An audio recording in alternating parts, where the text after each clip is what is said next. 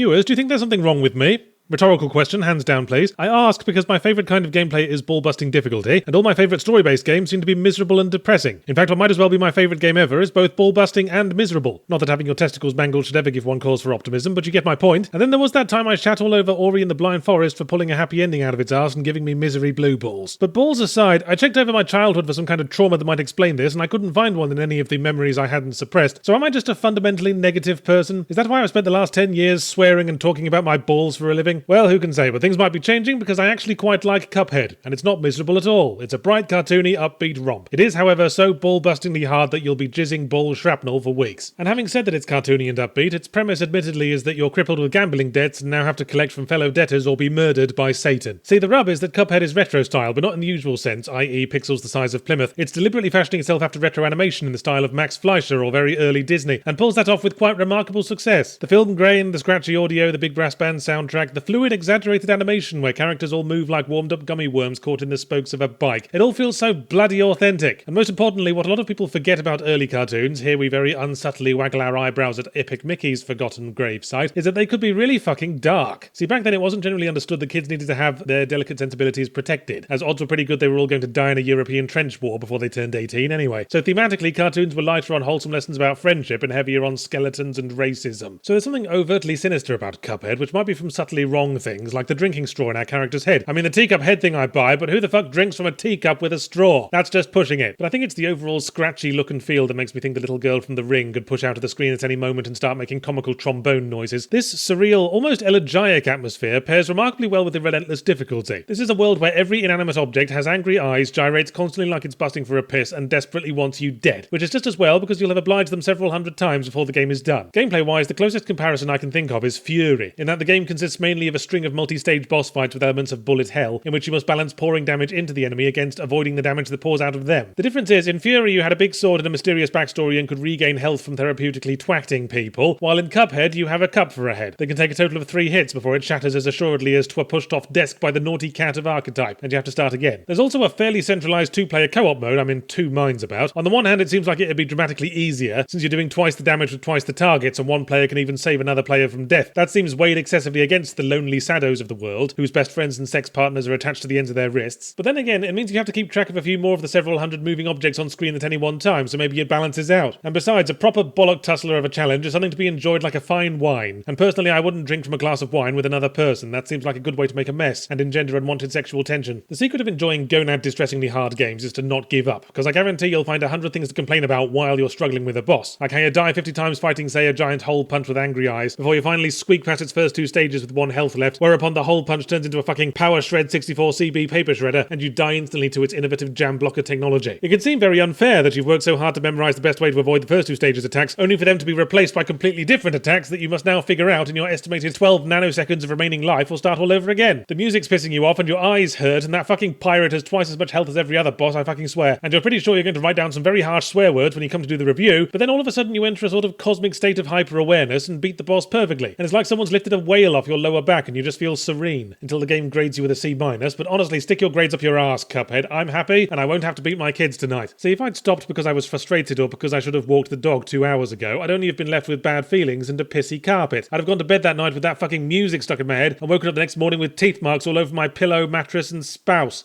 So it's important to put complaints about the game in the proper context. Yes, it's frustrating, that's the whole point. It needs to be for the payoff. But it's not just challenge that gives Cuphead its weirdly hypnotic draw, because there was another, Cullion traumatizingly hard game that came out last week. Ruiner 'twas called, and I didn't like it very much. Seemed like a cyberpunk rip-off of Hotline Miami with none of what made Hotline Miami interesting, like the psychedelic imagery or the fast pace or the not taking place in a succession of the most obvious fucking environments imaginable, and then trying to make them less obvious by illuminating them like a fucking ghost train ride. Yeah, the fights were hard, but I wasn't getting that all-important sense of payoff. All I felt I was earning was more chances to fight boring gang members in murky environments. That's the Cuphead difference. Its utterly unique style makes it an instant breath of fresh air, even if that breath of fresh air also contains 1,000 stinging hornets. And you tank the stings just to see what it's going to belch up next. It's like being stabbed to death by Dick Van Dyke. Yes, it hurts, and it's probably not good for you, but you can't stay mad. It's too adorable how he thinks he can do a Cockney accent.